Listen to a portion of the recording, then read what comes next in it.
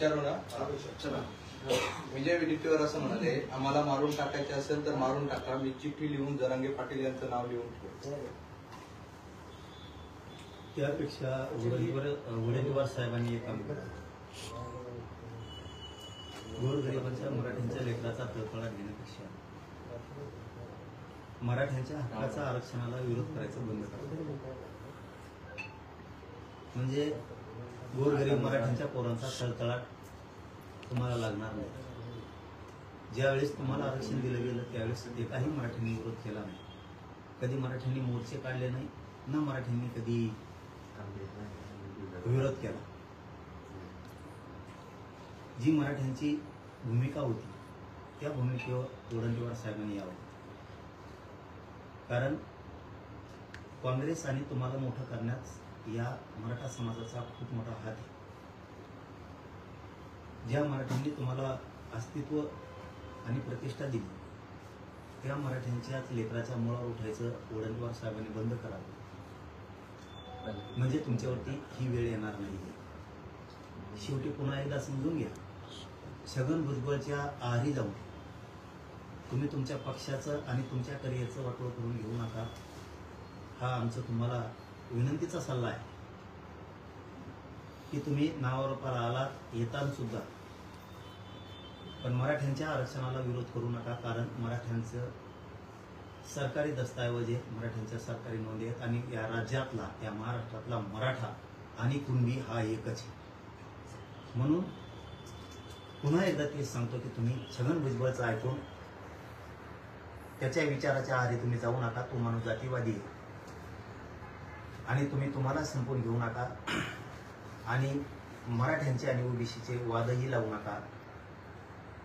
छगन भुजबळच्या विचाराच्या आहारी वडेट्टीवार साहेब तुम्ही जाऊ नका आणि तुम्ही तुमचा काँग्रेसचा मोर्चा पण काढू नका. ते पुढे असे म्हणाले की आम्हाला काही झाले तर जरांगेला फाशी द्या, चिठ्ठी देऊन जरा म्हणजे नाही फाशी द्या. हे पुन्हा पुन्हा तेच सांगतो.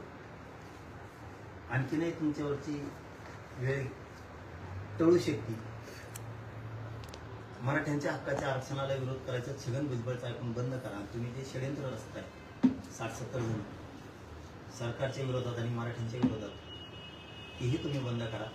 तुमची उभी हयात जरी गेली तरी एकही मराठ्यांचा पक्षातला कोणताच नेता तुम्हाला संपू शकत नाही आणि तुम्ही आमचं आरक्षण त्याला काही करू पण शकत नाही, हेही जाहीर सांगतो.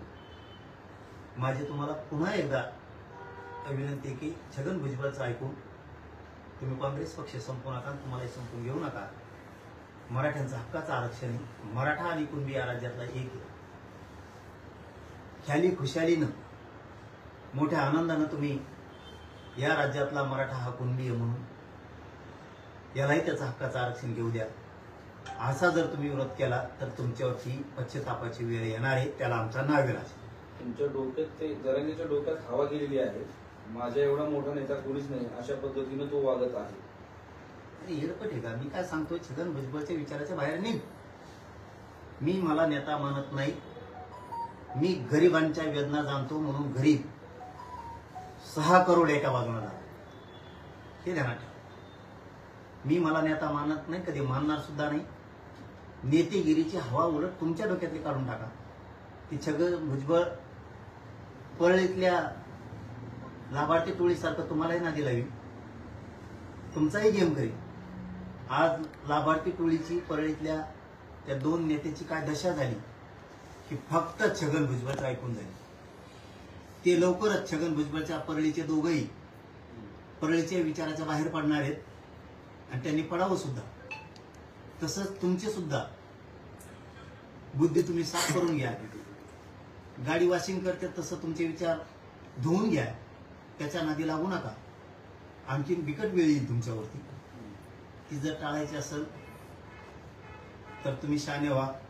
मराठ्यांच्या आरक्षणाला विरोध करू नका. नसता तुमच्यामुळं काँग्रेस पक्षाचा बुकटा वाजणार या राज्यात, हे लक्षात ठेवा.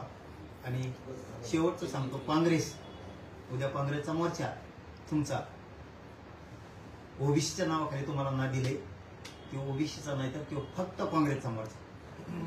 त्यांनी ते सांगितले की काँग्रेसला मराठा समाजाने नाही तर सगळ्या समाजाने उभे केले. काँग्रेसने सर्वाधिक मुख्यमंत्री मराठा समाजाला दिले हे रेकॉर्ड राहिले नाही. ते बडबड करीत आहे. माझी छगन भुजबळ यांची सोबत कधीच बैठक झाली नाही. त्यांचं चिडचिडच सांगून जाते किती मोठं षडयंत्र शिजलंय. त्यांच्यातला जो त्यांना बाहुला म्हणून उभा केलं गेलं, कारण त्यांनी कोणाकोणाला जवळ घेतलं. पंचधनगर समाजाच्या नेत्याला नंतर त्यांनी जवळ घेतलं. याचे संकेत मराठ्यांना सांगून जाते आणि देवेंद्र फडणवीस साहेबालाही ते संकेत सांगून जाते की हा माणूस ओबीसीचा नेता व्हायसाठी, लीड करायसाठी छगन भुजबळचा ऐकून नादाला, बैठकाला कोणाकोणाला फोन लावून बोलवतो. हे सगळं चित्र आता क्लिअर झालेलं आहे. त्यामुळे त्यांची चिडचिड सांगून जाते की सरकार विरोधात किती मोठं षडयंत्र छगन भुजबळच्या सांगण्यावर शिजलंय. ही चिडचिड त्यांची सांगून चालली. आम्हाला सुद्धा सामाजिक राजकीय संकेत कळतेत. वडंटीवार साहेब, तुम्ही असाल एखाद्या पक्षाचे नेते, थोडाफार अभ्यासही असेल, परंतु आम्ही तुम्हाला तुमच्या चेहऱ्यावर वाचलंय की तुम्ही छगन भुजबळच्या गेअरमध्ये आला. आता तुम्हाला बाहेरही पडता येणार आणि आताही राहता येणार. मराठ्यांचा ते विरोध पत्करून बसले आणि राज्यातलं तुम्ही नाकारत असताल, पण राज्य कधीच नाकारू शकत नाही. काँग्रेस राज्यातलं की मराठ्यांमुळे मोठं झालं नाही, ते राज्यातलं काँग्रेस कवाच नाकारू शकत नाही. ज्या दिवशी नाकारायला सुरुवात होईल त्या दिवशी बियाला सुद्धा काँग्रेस महाराष्ट्रात राहणार. सरकार म्हणून देवेंद्र फडणवीस यांनी आवडण्याची गरज आहे. गृहमंत्र्यांची कारवाईची गरज आहे. आम्ही सरकार आणि मुख्यमंत्र्यांना सरळ सांगत आहे, आमच्या जीवाला जर धक्का लागला तर याची सगळी जबाबदारी जरांगे यांची नाही. देवेंद्र फडणवीस साहेब बरोबर व्यवस्थित वाटावून आता चाललेत आणि त्यांच्या लक्षात यायला लागले आपण 10 वर्ष चुकीच्या वाटावर होतो. हे फडणवीस साहेबांच्या आता लक्षात आलेलं आहे. ज्यांच्यासाठी सुपीक अशी वाट केली, सुकर केली, काटे काढले वाटेवरचे फडणवीस साहेबांनी, तेच लोक आज फडणवीस साहेबांचा दबा धरून गेम करायला लागले. आणि त्यांच्या लक्षात आलं की ज्यांना ज्यांना ओबीसीच्या नेत्याला आपण लिफ्ट दिली ते दबा धरून आपला गेम करायला लागलेत. आणि याचं चित्र मी बोलत नाही तर हे सुद्धा फडणवीसांच्या आसपास असणाऱ्या मोठमोठ्या नेत्यांचे शब्द आहेत की कसे गेम चालवलेत, कसं ओबीसीकरण चालविलं आणि कसं उघडं पाडायचं फडणवीसांना ठरवलंय हे त्यांच्याही लक्षात आलं. कारण त्यांच्याकडे ही मोठी यंत्रणा आहे.